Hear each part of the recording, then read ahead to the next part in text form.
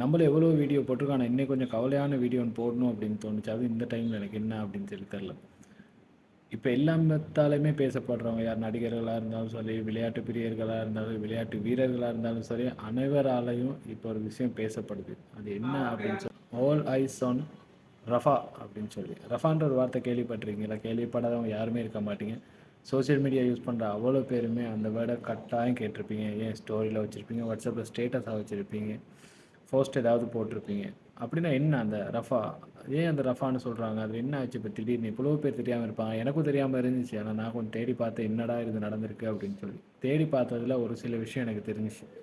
அப்படின்னா இதை வந்து எனக்கு ஃபுல்லாக தெரியாது, தெரியாதவங்க தெரிஞ்சுக்கணும் அப்படின்னு சொல்லி நான் அதை போடுறேன். All eyes on Rafah. அதுக்கான வரைவிலக்கணம் என்ன, எதனால அப்படி போடுறாங்க, அது என்ன அப்படின்னு சொல்கிறத இன்றைக்கி பார்ப்போம். வாங்க வீடியோ. நம்ம சொல்லுவோமே, ஏதோ ஒரு நாட்டில் ஒரு யுத்தம் நடந்திருக்கு, சரியா? அந்த யுத்தத்தில் மக்கள் பாதிக்கப்படக்கூடாது. யுத்தங்கிறது பிற நாட்டு வீரர்களும் யுத்தத்தை ஏற்படுத்துகிற அந்த வீரர்களும் மட்டும்தான் கொலை செய்யப்படணும். அதுதான் யுத்தத்துக்கான இருக்க ஒரு ஒழுங்கு. அது இல்லாமல் அந்த யுத்தத்தில் யுத்தத்தை ஏற்படுத்துகிற நாட்டில் உள்ளவங்களாகவும் சரி, இல்லைன்னா யுத்தத்துக்கு எதிர்கொள்கிற நாட்டில் உள்ள மக்கள் வந்து எந்தவித பாதிப்புமே அடையக்கூடாது. அது வந்து ஒரு கோழைத்தனம் அப்படின்னு சொல்லுவாங்க. 2 வீரர்களுக்கு இடையில் ஏற்படுறது யுத்தம், 2 மக்களுக்கு இடையில் ஏற்படுறது வந்து யுத்தம் இல்லை, சரியா?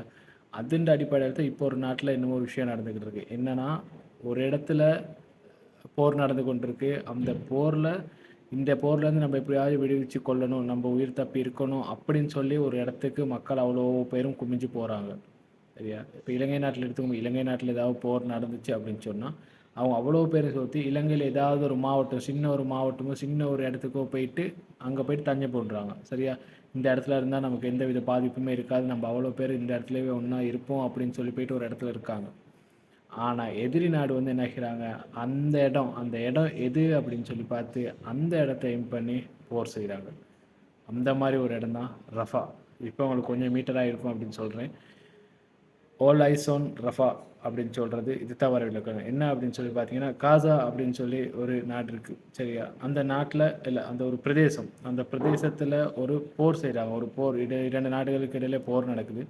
அந்த போரில் அந்த காசா என்ற அந்த நிலப்பரப்பு வந்து முழுமையாக அழிவு பெறுது. முழுமையாக அதோட கட்டுமான பணிகளோட ஃபுல்லாகவே அழிக்கிறாங்க, போர் ஆயுதங்களை பயன்படுத்தி.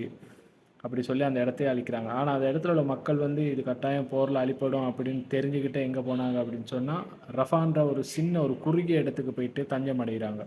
ரஃபாவில் நம்ம போனால் நம்ம எப்படியா உயிர் தப்பிச்சுக்கணும் அப்படின்னு சொல்லி அங்கே போகிறாங்க. அங்கே போனவங்க பெரியவங்க சின்னவங்க, இப்போ குடும்பத்தில் எத்தனை பேர் இருக்காங்க அவ்வளோ பேர் ஒன்றாவே அந்த ரஃபா அப்படின்னு சொல்கிற இடத்துக்கு போயிட்டாங்க. ஸோ அந்த இடத்த எப்படியோ இனங்கண்டு கொள்கிறாங்க எதிரி நாடு. அப்படின்னா அந்த நாட்டை ஏற்கனவே அந்த காசாய் அப்படின்ற ஒரு பிரதேசத்தை தாக்குனவங்க வந்து அந்த ரஃபான்ற ஒரு ஏரியாவில் தான் இங்கே உள்ள மக்கள் அவ்வளோ பேரும் தஞ்சம் பூண்டிருக்காங்க அப்படின்னு சொல்லி அந்த இடத்த எய்ம் பண்ணி அங்கே போர் மலையை பொழிகிறாங்க. அதில் சின்னவங்க தான் கூடுதலாக சாகுறாங்க. சின்னவங்களுக்கு தெரியாது, சின்ன சின்ன காரை வச்சு விளாண்டவங்களுக்கு தெரியாது, நம்ம கண்ணு முன்னுக்கு வர்றது ஒரு காரில், நம்ம கண்ணு முன்னுக்கு வர்றது ஒரு பீரங்கி. அதுலேருந்து நம்மளை சுட்டு பொசுக்கிடும் அப்படின்னு சொல்லி தெரியாமல் அங்கே உள்ளவங்க நிறைய பேர் செத்துக்கிட்டு இருக்காங்க. இந்த செத்துக்கிட்டு இருக்கிறத எப்படியாவது தடுக்கிறதுக்காக நம்மளுக்கு ஏதாவது ஒரு உதவி செய்யணும், இல்லைன்னா நம்மளால் முடிஞ்சது என்ன அப்படின்னு சொன்னால் நம்ம அந்த நாட்டுக்கு எதிராக போகலாம் செய்யலாது, அங்கே போகவும் இயலாது. முக்கியமாக என்னென்னா எல்லாம் ஸ்டேட்டஸ் வைக்கிறாங்க, அதுதான் எல்லாமே.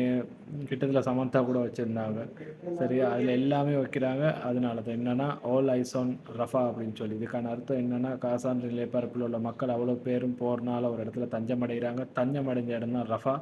அந்த ரஃபாவுக்கு வந்து பிற நாட்டு எதிரிகள் வந்து அந்த ரஃபான்ற இடத்துல தான் எல்லாம் இருக்காங்க அப்படின்னு சொல்லி தெரிஞ்சு குண்டுமலையை பொழிகிறாங்க. அந்த ரஃபான்ற ஒரு இடத்துல கிட்டத்தட்ட 13 லட்சத்துக்கான மேற்பட்டவங்க வந்து அந்த ரஃபான்ற ஏரியாவில் இருக்காங்க இப்போதைக்கு. அப்படின்னா நான் இப்போ வீடியோ போடுற டைமில் வந்து 46 பேர் வந்து அந்த போர் மூலயமா கொலை செய்யப்பட்டிருக்காங்க. இதில் 5 குழந்தைகள், வரப்பட்ட தகவல் படி 5 குழந்தைகள் தலையில்லாமல் உண்டமாக கிடைக்கிற அளவுக்கு கூட அங்கே கொலை நடக்குது அப்படின்னு சொல்லி சொல்கிறாங்க. இதுக்கு எதிராக உலக நாடுகள் அவ்வளவுமே நீங்கள் உங்களோட போரை நிறுத்துங்க அப்படின்னு சொல்லியிருக்காங்க. பார்ப்போம், இதுக்கப்புறம் இது அப்டேட் வந்து நான் கட்டாயம் அப்டேட்டு தரேன்.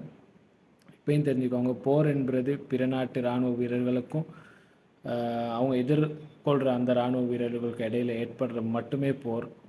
அந்த நம்ம போரை ஏற்படுத்துகிற மக்களோ இல்லை போரை எதிர்கொள்கிற மக்களுக்கோ எந்தவித பாதிப்பும் இல்லாமல் இருக்கணும். அதுதான் ஒரு நாடு, ஒரு வீரருக்கான அழகு அதுதான் அப்படின்னு சொல்லி எல்லா இடமே சொல்லியிருக்காங்க. நம்மளும் இதான் சொல்கிறோம். ஆல் ஐஸ் ஆன் ரஃபா நம்மளும் அதை சொல்கிறோம். ஏன்னா நம்மளால் சொல்ல முடியும், மட்டும்தான் முடியும். நம்மளுக்கு அவங்களுக்கு எதிராக போரெலாம் தொடுக்க இயலாது. ஏண்டளவு இந்த ஸ்டேட்டஸ் வச்சு பாருங்கள், கட்டாயம் ஹிஸ்ட்ரியில் போடுங்க. நம்மளால் முடிஞ்சது ஏதாவது பண்ணுவேன்னா, இது சம்மந்தமான வேறு எதுவும் அப்டேட் இருந்தால் நான் கட்டாயம் உங்களுக்கு சொல்றேன்.